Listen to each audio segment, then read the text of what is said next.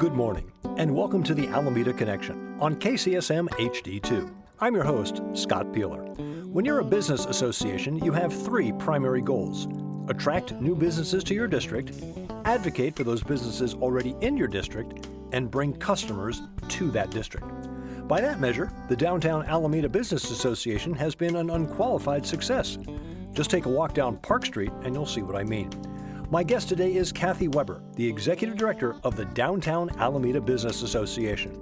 One of the ways they bring the public to that business district is with great events like the Rock and Roll Beer Stroll and the annual Art Wine Faire, which draws people to Alameda from all over the East Bay. That's Kathy Weber, Executive Director of the Downtown Alameda Business Association, my guest this morning on the Alameda Connection. Good morning, Kathy, and welcome to the Alameda Connection. Good morning, Scott. Thank you for inviting me to join you. Oh, my pleasure. First of all, let's start with what exactly is the Downtown Alameda Business Association and what defines downtown? The Downtown Alameda Business Association is an organization that at its core is there to support businesses and the merchants in downtown Alameda. The district itself starts at the Park Street Bridge and goes to San Jose, the street, not the city. Okay. Through there, it also will have areas such as Santa Clara, from Oak Street to Broadway, and Central Avenue. Same thing, Oak Street to about Everett Street. Okay. That business footprint is what really makes up the downtown area. All right, a little background on you. Michigan girl, huh? You betcha, yes. From what you're doing now to your background in education and whatnot, you have Northern Michigan for photography, Western Michigan for occupational therapy, and then advertising director. Correct. What happened? I was looking for a summer job, Okay. and this was at Bresnan Communications. It was in the golden days of cable. I had gone in to ask for a summer job. I had taken an advertising class, and I was young, and I was chock full of enthusiasm. I brought in the portfolio that I had used from one of the classes I had taken. And I went in, I spoke with the general manager there, and he said, "We'd love to hire you on. We're looking for somebody who's just kind of part-time and just kind of learning the ropes." Okay. And I said, "That sounds perfect." And I was hired. And then the Monday that I started, he brought me into the office and he said, "Turns out the fellow that you were going to be working with fell off a wagon. But we have every confidence that you can be our advertising director." Oh, golly. And you're how old at this point? I was 20. That's part of the excitement is that you don't understand what is happening Right. at that time. And I said, "Sure, of course I can do that. How hard could it be?" And so this was when cable was doing local ad insertion. Right. And so the idea was to sell local commercials inside the local ad breaks. Sure. And it was on MTV, TNT, Oh, yeah. CNN, Oh, golly. and ESPN. That was my task, to go out, sell the advertising space, and then write and produce and direct commercials. Oh, wow. It was so new that there was a radio station that was right next door, and he introduced me to the radio salesperson. Oh, perfect. Alice told me that it's really just like selling radio, except with pictures. And so that's how I started there. From 1999 to 2007, you're the director of Downtown Marquette, which is the home of Northern Michigan University. And a fun fact for this ex-New Englander, originally it was named Worcester, New Worcester, after Worcester, Massachusetts. That's where Polar Seltzer comes from. How did that gig as the director of Downtown Marquette come about?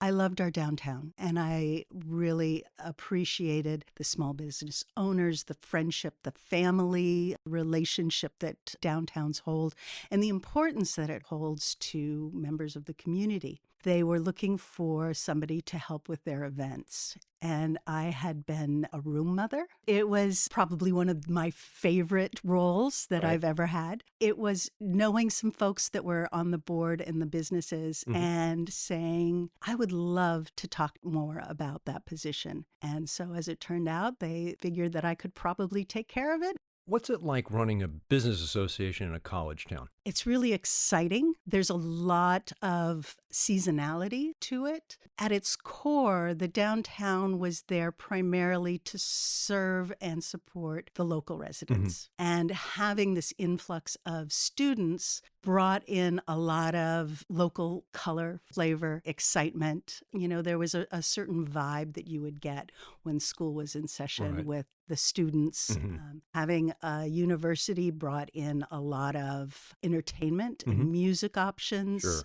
So I think culturally, it really enhanced the work that we were doing in the district. It was just fun. 2008, suddenly you're in Benicia. What happened? You've heard of helicopter parents? Right. My husband and I are moving van parents. Ah.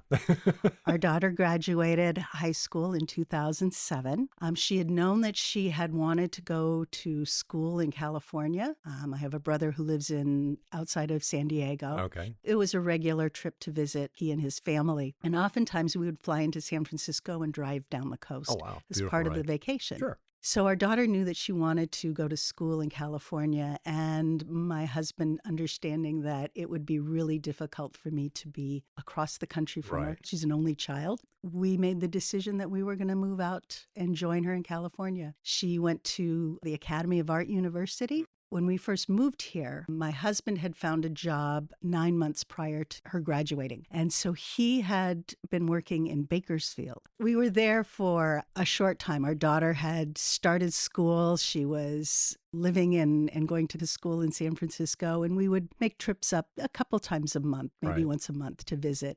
And it was on one of those trips up that my husband's boss called and asked if he would be interested in relocating to their San Leandro office. Ah, very good. That's how we landed here in Oakland.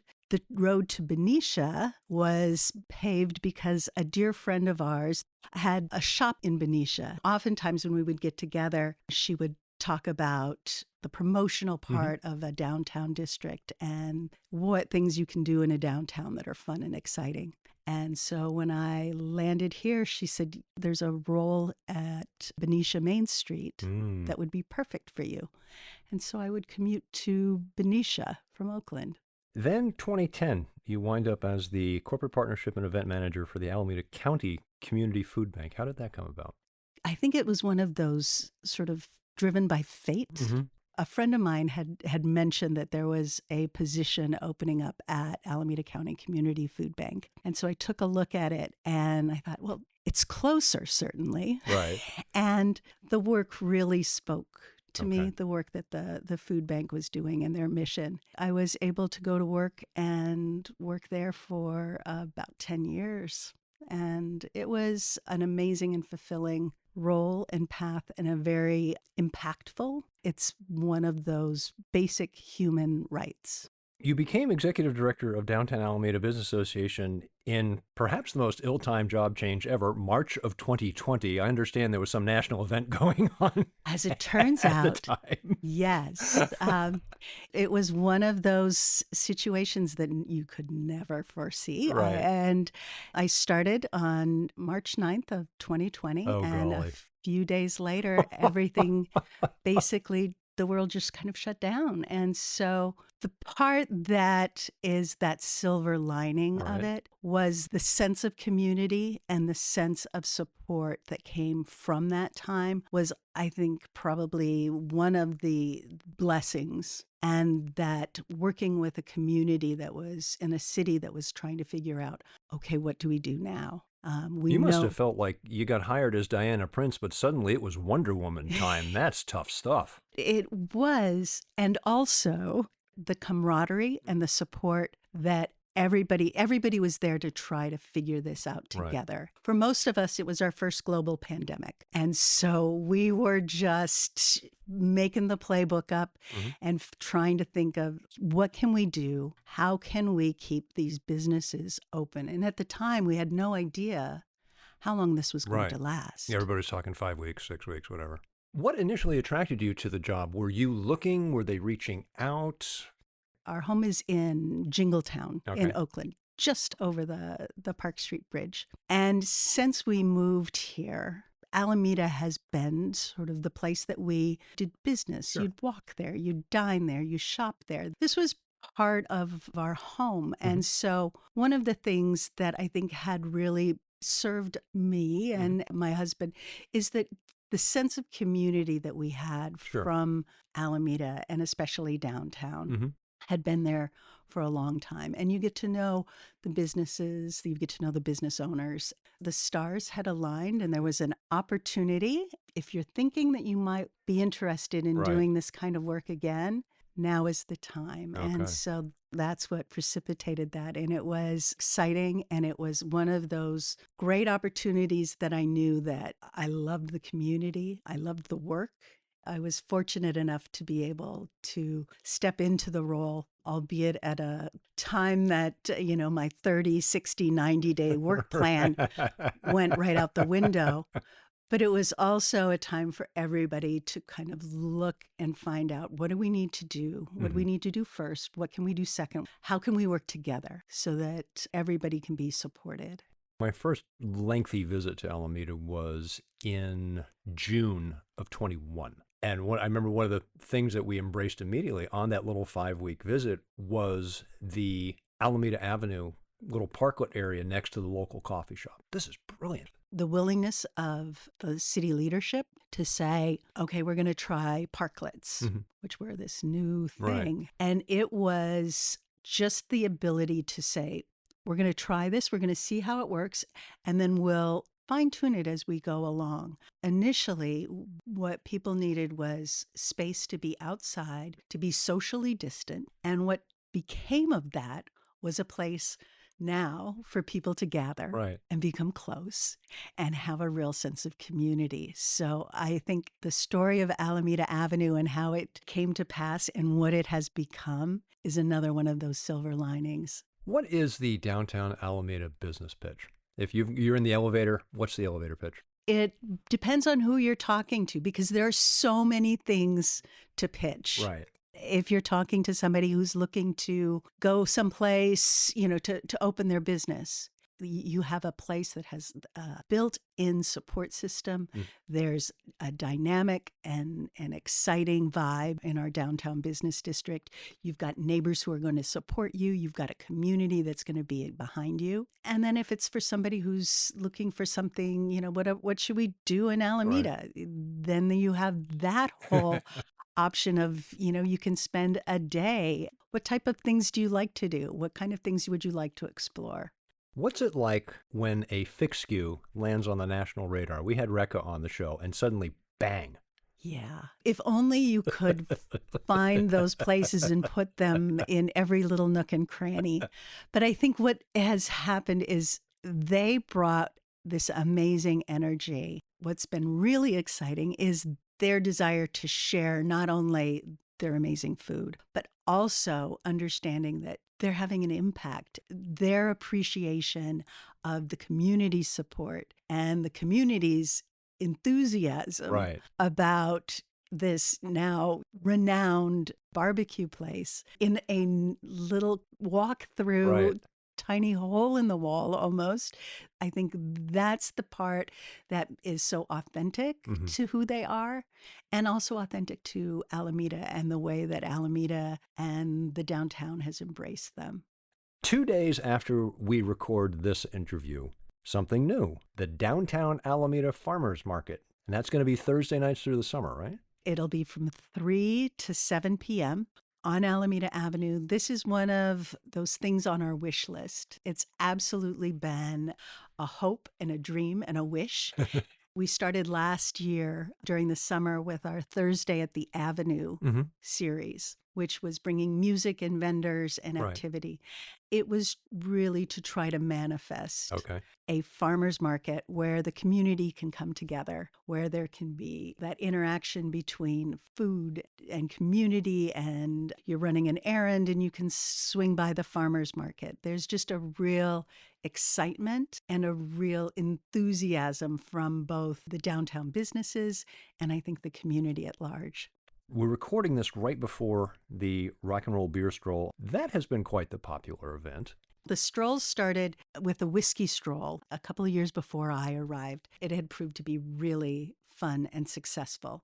As things started opening up, These strolls were a great way for us to connect with the broader community, to create some traction, some foot traffic from one location to another, making the connection, for example, with the beer stroll. We've got a deep local connection to the malt with Admiral Maltings, Right. who's been a great help introducing us to brewers and breweries, and then making that wider reach. It's a way for folks who want to learn a little bit more about either whiskey or beer. Coming up in the fall, we're going to be having our inaugural tequila and mezcal stroll. We're trying different things, and I think the community has been really supportive of having these smaller events where you can kind of walk and stroll and Right. sample and chat with the brewers, the distillers. And I do need to point out for people maybe listening, go, well, I don't drink. In December, the cocoa stroll.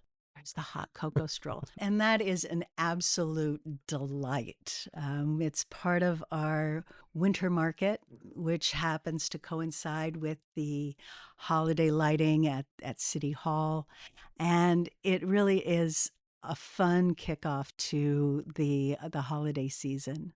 You're barely going to have time to catch your breath from the rock and roll beer stroll. And then there's this little 4th of July parade coming up. That's got to be interesting logistics trying to coordinate because so much of it goes through your district and it goes all halfway across the island. The city of Alameda and the Rec and Parks Department are the ones who really head up and coordinate the 4th of July parade. So we, as a business district, are just there to host and welcome Right. and encourage all of the hard work that goes into creating this amazing parade.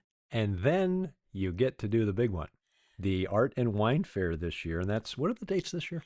This year, it's going to be July 25th and 26th. It's always the last full weekend in July. And that has become, I would argue, a regional event. That is massive. It is, again, an opportunity for us to welcome not only Alamedans, but folks from outside of the area. And the draw has been really exciting. There's lots of vendors. The footprint has changed a bit. We've added and expanded a local area, and it's called Authentically Alameda, where we have a local stage and we have local vendors who are able to come in and showcase their goods and food. And it really is such an exciting way for us to feature local wines, local beer, and invite the Bay Area to come in and visit and see how much fun Alameda really is. Is there ever a phone conversation that's between you and Elisa Glickman of West Alameda Business going, no, you can't do that this weekend because we got this?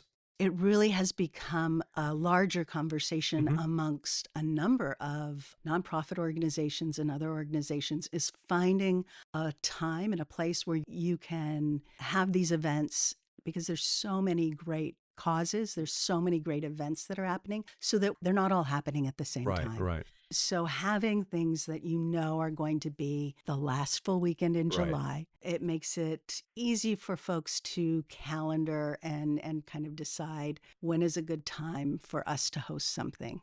And this may be an odd question. We have downtown Alameda, we have West Alameda. Is there ever a time between the various organizations where you go, a business may come in and you may say, I don't think we have a fit for you, but over here, or something might get sent to you in reciprocal?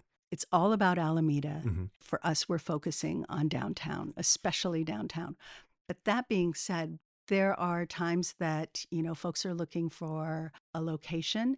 The better place for them and a better fit might be on the other side of the island. And I think working closely with the city, we've been really fortunate to have this effort and this focus on making sure that if a business is successful, wherever they're located is going to be successful. Everybody wins. We've talked about the public-facing events that you have. There's other aspects of what's going on in downtown Alameda, and one of those aspects is attracting new businesses. What's that process? What's involved in reaching out to a business and saying, you should set up shop here? We work closely with the City of Alameda's Economic Development Department. A lot of that recruitment comes with going and doing some one-on-one visits where you see a shop and you're thinking, this is great. Would you consider having a second location? And finding out the ways that we can work to support new businesses coming in.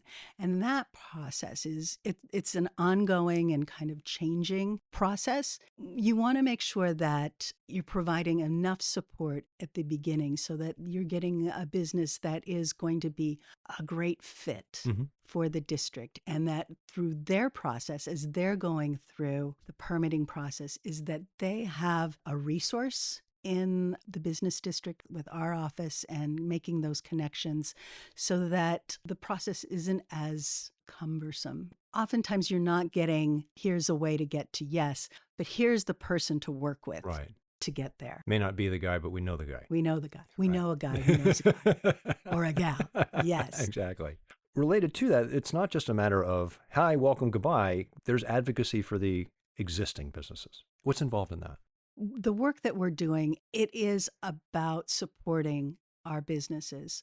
That changes from business to business. Oftentimes it might be, if there's a permitting issue, we can help with that. If there's issues with promotion, we can offer some support and some guidance. We are there to offer that support and make those connections. There is a tremendous resource in the business to business connection. It's remarkable to see how when a business is having a challenge in one area, oftentimes a neighboring business is able to say, well, here's how I address that. Right. And so having that resource of the business owner community is something that I think is just so remarkable and special. What are the rewards and challenges of your work? When you are working with business owners, you're able to provide them some assistance. The same as with the challenges is what can we do and how might we best support the district and the individual businesses and find a way for everybody to, to kind of create that vibe that everybody can thrive and have that excitement. And that's, I think, our role is that when we're able to create an event and curate an experience for folks, we're able to bring the folks in, and then the individual businesses are able to invite them into their shops. You've just collected the Marvel Cinematic Universe Infinity Stones. You get to snap your fingers and alter reality. What does Park Street look like after you snapped your fingers? I think it will probably look in essence like it does now. There's a charm and a warmth to our downtown district. The streets will be paved. The sidewalks will be clean and tidy. We'll have lights strung from lamppost to lamppost. There'll be laughter and music spilling from the restaurants. There'll be people walking along the streets with their arms laden with packages. It's just going to be similar to what it is now. I mean, there's just a warm and welcoming sense of community that people find in our downtown. What is one accomplishment of your time with downtown Alameda that you're trying to hang your hat on? The thing that I'm so proud of is working with the team at downtown Alameda and the businesses and our board of directors, making it through from the time that I started through 2020. And now it's like, how do we come through that? How do we respond and evolve? And I think looking at things like our seasonal markets, where we have really kind of dialed in this authenticity to creating events that reflect the fun and the vibe that we want to have. Also, I think, just being able to have that sense of working together and inviting the community to come in. And the community support has been tremendous. What is one aspect of doing business in Alameda that you wish more people knew about? Some of the best stuff is that you are going to have a support system. There is help. If you're finding that you need some help or guidance, that it's there. I think the fact that you're in this community, you get the support from your neighbors, the folks that live here and work here. That's really the secret sauce to the success of businesses and doing business in Alameda, is that there is a lot of support and a lot of encouragement. That's probably a real exciting part. Your website, downtownalameda.com, has one of my favorite hidden gems in all of Alameda websites. Under the Explore tab, there is a self-guided history tour. What a fascinating little feature that is. It's one of those things that I inherited, to be able to go and make your way through the downtown district, learn some of the history, find out some of the stories and tales that have happened here. It's a lot of fun. And it lets you go at your own pace. What is a business that in your mind might be missing from downtown? The one business you say, if I could only get a this. I think what we'd love to see some more retail shops coming in. But also, looking at how things have evolved, the experiential storefronts where things like Subpar, where you can go and play mini golf. Who would have thought that, what you really want in your downtown is a mini golf place, and it brings in families. I mean, we're so fortunate we have the Alameda Theater. I am a movie nut, and that is one of my absolute favorite places I have ever seen a movie in my entire adult life. It really is a game changer for our district, bringing in that foot traffic. I think we just want more of what we have. We don't even know what it is that's going to come in and be like, that's what we needed all along. Who knew? What's your favorite thing to do in Alameda when you're off the clock? I enjoy walking through the district. My husband and I will stop and grab a beer at one of the many little spots where you can grab some refreshment, or going out for a bite to eat. There's just so many things that you really do enjoy. And the people watching is a delight. Walking through the familiest, friendliest block with Toy Safari and Rocket Reuse and Mommy's Trading Post and Lauren's Closet. It's all of the stuff. It's all the good stuff that's there. I imagine you have conversations with business districts from other cities. What do they admire about Alameda?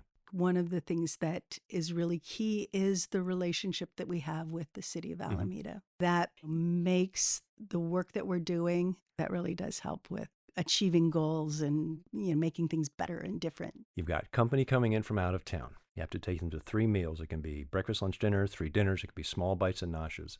What 3 restaurants, with the understanding that there are 50 more, but what 3 restaurants are you going to? I would likely bookend the district, and you'd have to walk. So you have to walk by all of the other things. Very good. We would start probably somewhere either in the middle. Obviously, Ole's Waffle House is, kind of the go-to. But Home Skillet has a really delicious... yeah, they got some stuff. They've got some stuff there.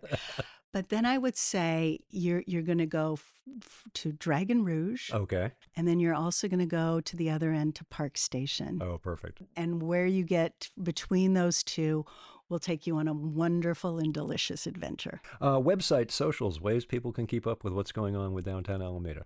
Downtownalameda.com, @downtownalameda, and #downtownalameda. We're on Instagram and Facebook.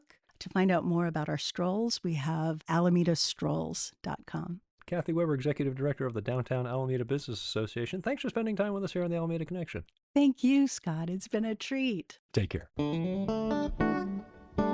Thanks again to Kathy Weber of the Downtown Alameda Business Association for joining us this morning on the Alameda Connection. To keep up with what's going on with Downtown Alameda, their website is downtownalameda.com. To find them on Facebook or Instagram, just search Downtown Alameda. As Kathy mentioned, they do have a website devoted to their strolls, and that is simply alamedastrolls.com. Don't forget to mark your calendar for Downtown Alameda's big event coming up July 25th and 26th, the annual Art Wine Faire. Next week on the Alameda Connection, we're going off-island, sort of, when my guest will be Eitan Manhoff, the owner of Oakland's Cape and Cowl Comics. What's the Alameda Connection? Once again this year, they're holding Cape and Cowl Con, their comic and pop culture convention at Faction Brewing out on Alameda Point. I hope to see you Saturday, July 18th at Radio Day by the Bay at the California Historical Radio Society. Yours truly will be part of the cast of a reenactment of the Thin Man radio show. Thanks, as always, to the California Historical Radio Society for providing our location for this week's Sit Down with Kathy Weber, and thanks to guitarist Bill Hart for our theme music. The song is called Beachside Isle, and it's from his album Watch the Sky. Don't forget, you can head to bayarearadio.org and cast your vote for the Audiocaster of the Year. I'm Scott Piehler. I'll catch you next Sunday morning, 8 a.m., the Alameda Connection on KCSM HD2.